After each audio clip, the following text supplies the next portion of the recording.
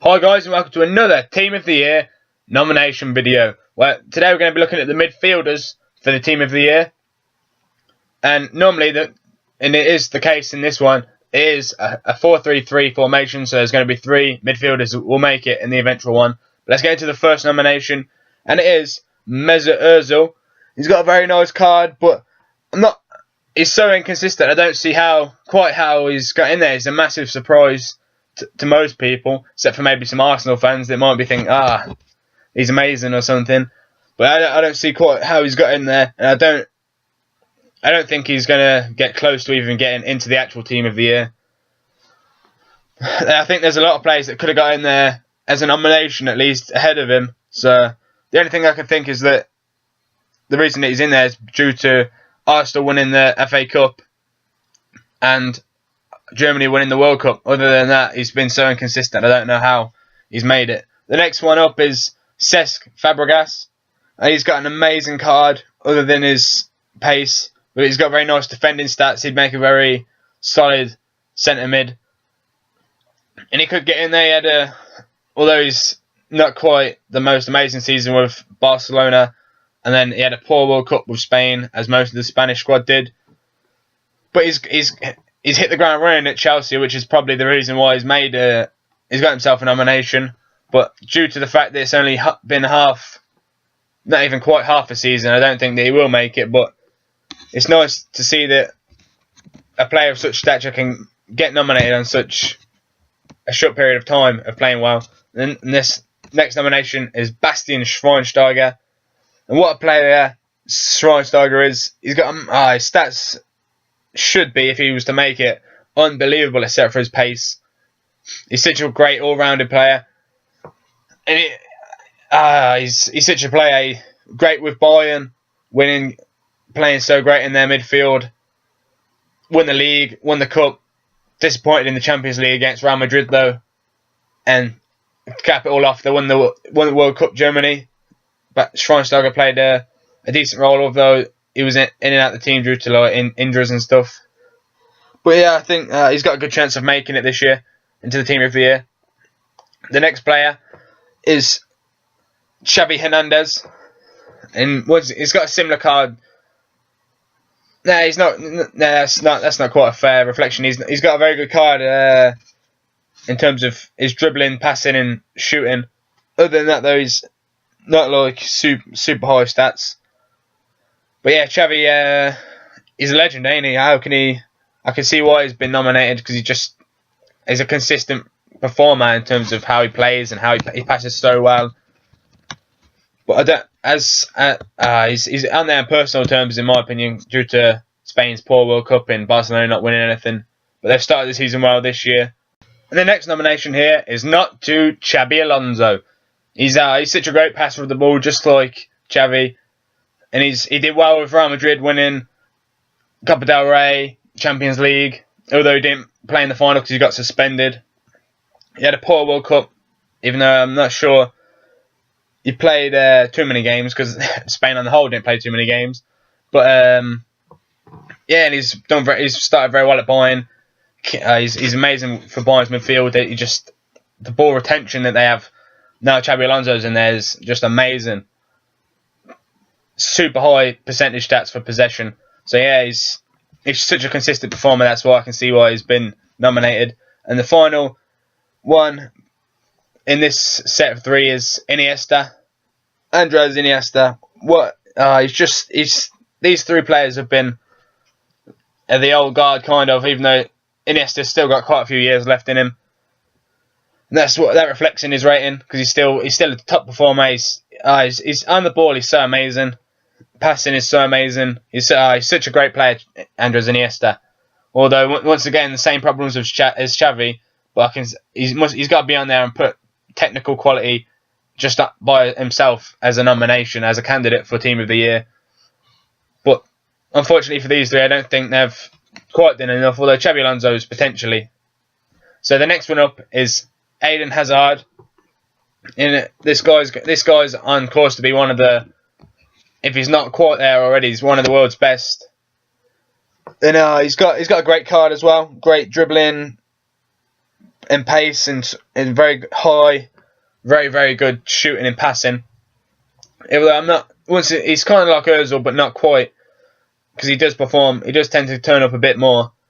But yeah, he had I don't think he was amazing, in my opinion, and he wasn't amazing at the World Cup, and he was quite inconsistent. He's quite inconsistent for Chelsea, but a lot of people think that he will make it. I don't know if that's just because he's such a high-rated card or what. But the next one is Yaya Toure, the unbelievable Ivorian monster. It was great. Once again, another player which is inconsistent though. I don't know if Yaya Toure can make it. His card will be. Look at his. He's got unbelievable stats. He'd be an absolute animal if he made it. But I don't think he will, because he is inconsistent. But he had a great season with City, winning 2 trophies. He had a decent World Cup with Ivory Coast getting quite far, even though they should have probably went further with the level of the players. But he started the season he started it decent. But let's move on to Angel Di Maria, who's probably Real Madrid's best player maybe last year. Man of the match in the Champions League final. He was very good for Argentina in the World Cup, as he helped. One of the standout performers. Although his World Cup was inconsistent, as he put in a great game, then he had a poor game. But overall, he's had a good World Cup. And although he's started well for United, I think he's flattered to deceive a little bit, and I don't know. I think he's been quite poor overall, but I don't know if that's just United's form that's reflecting badly on him. So if he would have hit the ground running and been amazing like Fabregas, then I think he would definitely be in there. But due to that reason, I don't think he will. Next up is 3 Juventus players. So I'm going to talk about them all together. Juventus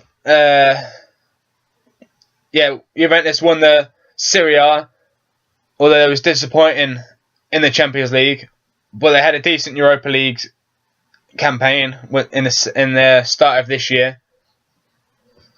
And they're on their way to winning that Serie A. They had record wins, record points, and they're just great defensively. So I can see why they've got their main 3 midfield men in there. And the first one is Pirlo here.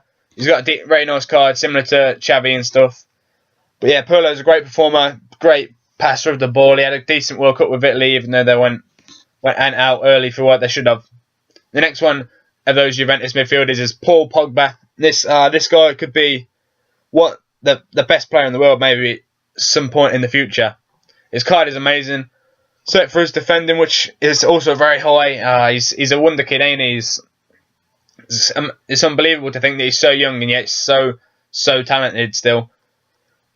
I can see maybe a get in there, but I don't think due to just like players that perform better, I think they'll get in ahead of him. But also I'd like to mention that he did have a very good World Cup, so he's a potential candidate. And the same with Vidal. He had a very good World Cup with Chile, and he's another one of those very good players in that Juventus midfield. It's just surprising they don't do much better in Europe, considering those are the 3 players you got in midfield. They should dominate most games, but it's difficult to see how they don't when they've got such a great midfield. And Vidal, what a player Vidal is. There's a lot of speculation to go to United, but he stayed at Juve and he's having a good season again. I don't think they've lost too many games this season. And his card is unbelievable. Look at those stats, all of them amazingly high. He's an unbelievable player. The next one up here is TOTY Kroos. Great season with Bayern, winning 2 trophies. Great World Cup. Winning the World Cup, obviously. And he's hit the ground running with Real Madrid alongside Modric. Somehow they've managed to create an all-round great partnership in terms of attacking and defending, which is quite surprising to some. They thought maybe that they wouldn't be so good defensively. But yeah, Kroos is one hell of a player. He's got to be close, potentially up there for getting into the team of the year. He's amazing in my opinion. Anyway, Kroos. The next one up is James Rodriguez. He had a decent season with Monaco, being one of their standout players, although they didn't perform as well as they needed to get the league, although they did what a lot of them were saying was just to get in to the Champions League and have a good season. And then he had an amazing World Cup, one of the standout players at the World Cup. I think maybe he should have won the player of the tournament ahead of Messi. Or maybe Neuer should have won it. But I definitely think he was a candidate for that. That volley that he scored was, what a goal that was. Unbelievable goal. And he's done very well at Real Madrid so far. A lot of people say, he's going to flop, but he's been very good. So it's understandable why he's been nominated. And the final nomination here is Luka Modric. He's just one of the best midfielders in the world, in my opinion. He's just, every time I watch him, he's so impressive. Ball retention's so amazing. He puts in a lot of work as well, alongside Kroos. They're just amazing, in my opinion. I can't see how they're so good, but they just are. They're just, I guess, keeping the ball is the best form of defence, and they seem to do that. And they've kind of changed Real Madrid slightly from a mainly counter-attacking team to being able to keep the ball better, and yet they can still counter-attack so well with that pace. And Modric and Kroos are one of the main reasons for that, and that's why I think both of those players will make it into the final team of the year, alongside Schweinsteiger. I think that it has to reflect the year that's just gone in with Germany winning the World Cup. I think that two of their players should make it in there. And the other standout performer for me is Luka Modric, and that's why I put him to be as one of the final players to make it, in my opinion. He's just so good, especially after they said he flopped.